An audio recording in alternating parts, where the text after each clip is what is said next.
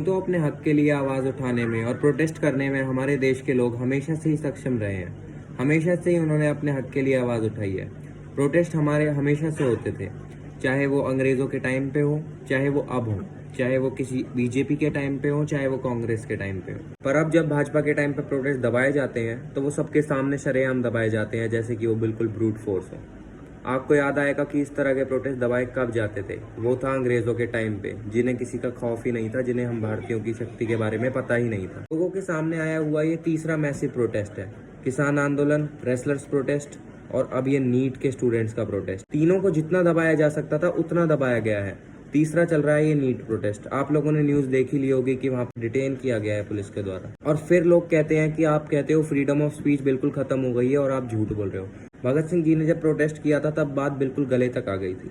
और अब लोग कहते हैं कि बीजेपी या कोई भी पार्टी है, वो पार्टी हमारा कुछ भी बुरा नहीं कर रही, हम तो अपने आराम से घर पे बैठे हैं, जीवन काट रहे हैं। तो आप मुझे एक बात बताओ, गले तक जब बात आ जाएगी तब उस चीज़ का इंतजार करोगे क्या? क्या पता दूसरा भगत सिंह देश में कभी पैदा ही ना हो। अब की बार अगर देश इन लोगों की गुलामी में आ गया तो फिर कभी आज़ाद नहीं हो पाएगा।